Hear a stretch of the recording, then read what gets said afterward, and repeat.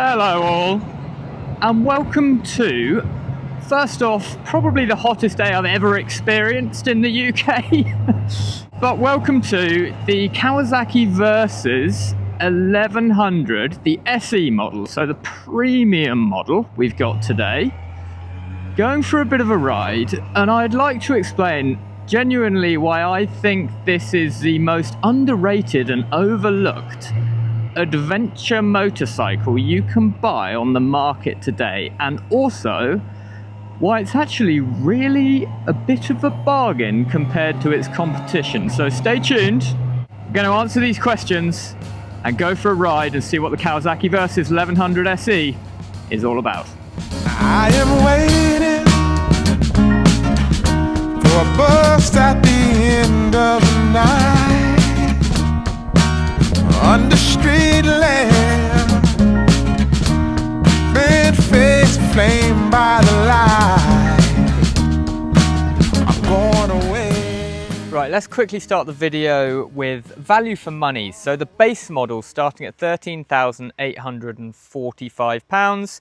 The SE model with all of the bells and whistles. So you're getting semi-active Skyhook, very nice system on the suspension. So that adjusts the suspension automatically when you're on the fly. You're getting cruise control, you're getting heated grips, you're getting different rider modes, a 6-axis IMU. The SE model comes in at £15,849. So at that price, the SE model with all of the bells and whistles, it's actually coming in cheaper than the base BMW GS 1300 and the base Ducati Multistrada V4. And you're getting all of the bells and whistles on the Versys 1100 SE for that price. Okay guys, so what are we working with? We've got an inline 4-cylinder 1099cc inline 4. It's got 133 horsepower and 112 Newton meters of torque. So power-wise, it's no shrinking violet, that's for sure, but it's also not 160 brake horsepower, 170 I think brake horsepower like the Multistrada V4. But I gotta be honest, you really don't need much more than 133 horsepower on the road. So power, absolutely lovely, and I gotta say the power plant,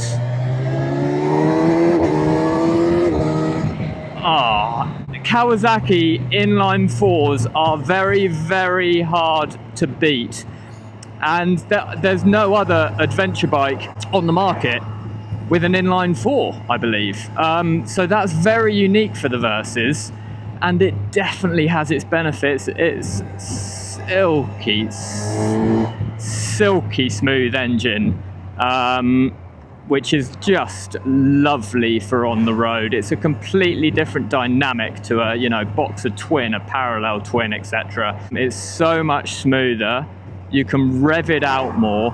The quick shifter works better than any other adventure bike I've ever ridden because they blend so well, a quick shifter with an inline 4. It's fantastic on the up and down shift as well. Now an inline 4, I guess it can have its downsides for an adventure bike. Lots of people like that really easy, usable, thumpy torque from a twin, and what Ducati have managed to sort of engineer into their V4 as well. But there's a real appeal to this inline 4, and a lot of people just overlook the Versys. I think personally, because of the looks. Now that is one of the sticking points with me. I'm not a massive fan of the looks. I mean, I'm really not a massive fan of the looks. However, this white model, seeing it in person, much better than I was expecting, genuinely. So not too bad actually. It looks worse in the pictures than it does in real life. Some people might like the looks, just not for me. It's very personal, subjective there. Whilst we're here guys, a massive thank you to Bacon's Motorcycles in East London for lending me the bike for today. Very kind of them, so thank you guys. Must say another bonus of the Versys, the Kawasaki, is the comfort. This is, and I'm not just saying this is the comfiest adventure bike I've ever ridden, bar possibly the Africa Twin.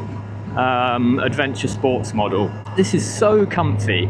It's an 840mm seat height, and the seat itself is so wide and cushioned. It's really, really comfy. Being an 840mm seat height, it's not that high up, so it's really accessible. I'm 5'9" and I can flat foot it on this bike.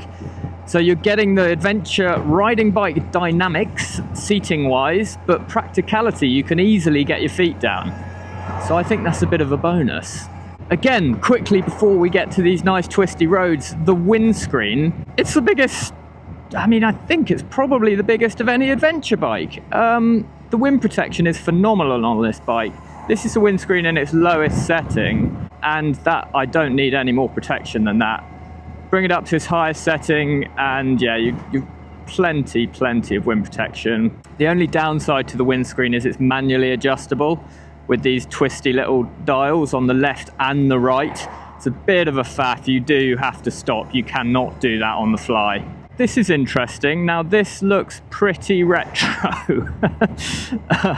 You got an analog on the left and a sort of, I think it's TFT, not LCD, it's TFT on the right. Yeah, that will divide opinion because a lot of people like the modern technology with those full color TFTs. Okay, cars are out of the way. Let's open her up a bit.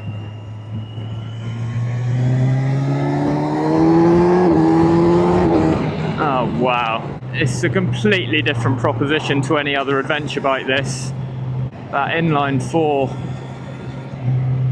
Oh, and it turns into corners because of those 17-inch wheels and the great suspension. It's a really smooth, really premium ride, this. It's very good. There's not much engine braking, so you want to be aware of that. I'm not really used to that. I'm used to twins, used to a bit more engine braking, so take it easy into the corners, but oh yes, it's buttery smooth, the whole experience. That's what it is. And again, at slow speeds here, I mean, it's just so smooth. Again, the throttle is so lovely and easy, and it's incredibly comfortable. I can't feel any vibrations at all. The clutch and the gear shift is extremely nice, very light, but also positive at the same time, which is nice. Quick shifter almost works at any speed. So in 2025, Kawasaki lowered the revs at which you can use the quick shifter. It's somewhere sort of 1,400 or something, 1,500.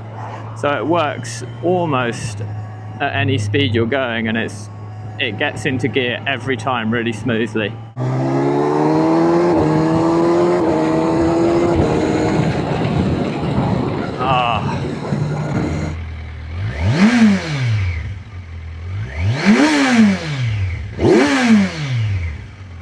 Jesus, it is roasting in the UK today. Excuse, I'm sweating buckets. Sorry about that.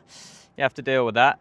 So yeah, something that divides opinion, I believe this gets overlooked quite a lot, is because of the looks. Like I say, I don't think it's the best looking motorbike in the world, if I'm being honest. However, in this colour and in person, it's much better than I saw in the pictures.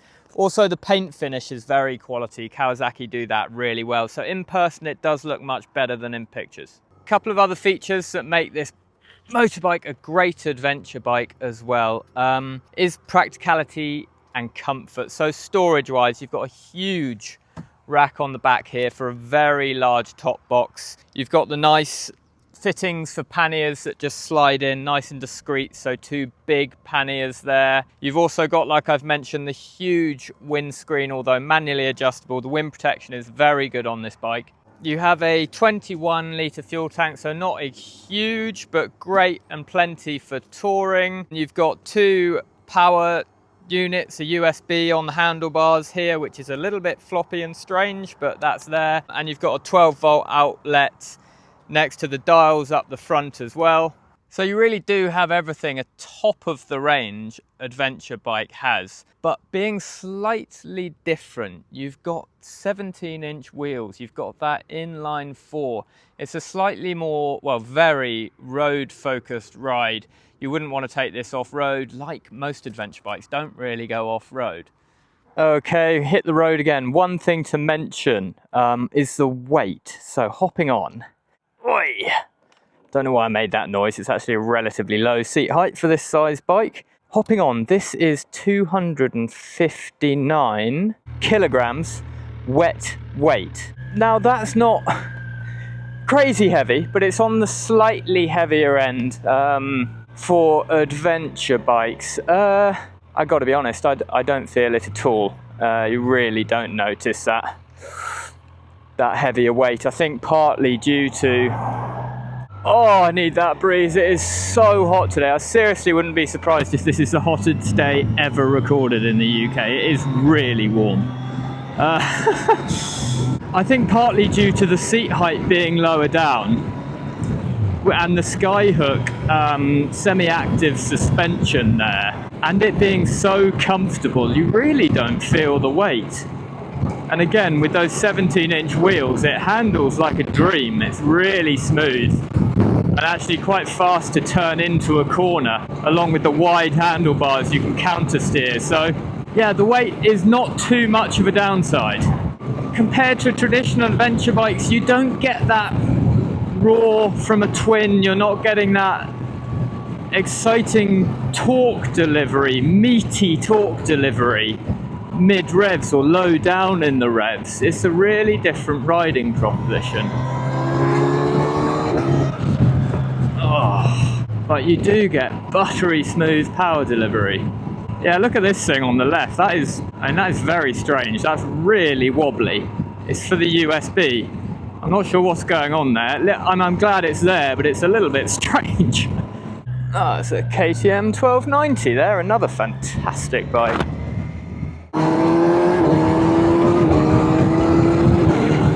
Yeah, so overall guys, I'm really not too sure why people overlook this bike, and I do genuinely think it is the most underrated adventure motorcycle on the market. Yes, it's leaning slightly more towards the sports tourer, that is a sticky point, but I'm going with adventure bike for the sake of this video. There's something missing, and I think it's that on a bike of this riding dynamics and what it's designed for, I would prefer a twin. I'm afraid. That's just me. That's purely what the bike's for. Going at slightly slower speeds and just enjoying the really low down torque. But if you're buying this thing as a sports tourer, very, very hard to beat because of the comfort and just the way it operates. It's so smooth and efficient and just really, really nice. But for an adventure bike, I would go for something with a twin. But that's just personal preference, it really is, for that character and torque. Oh, listen to that though. It's a hell of a machine. You do slightly... There's a little bit of fork dive coming into corners. I think I just noticed that actually. To be expected, it's not bad, but that's where the slight, you notice that 259 kilogram wet weight a bit. Yeah, this is really a flowing bike.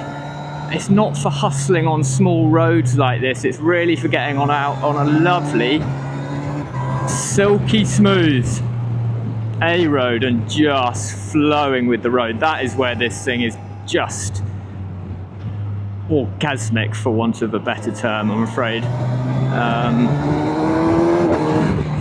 So yeah, many thanks for watching guys. I'm about to faint because it's so hot, so I think I'm going to have to go. Many thanks to Bacon's Motorcycles again, and I hope I've covered everything in this video. Overall, it's incredibly comfortable and premium feeling, and also I think fairly good value for money compared to its competition. So there you have it. That is my professional, blimey, it's an old Tour de France here. that is my professional conclusion of the Kawasaki Versys 1100 SE. Many thanks for watching. See you in the next one. Ciao. I am waiting for a bus at the end of the night under street lamp.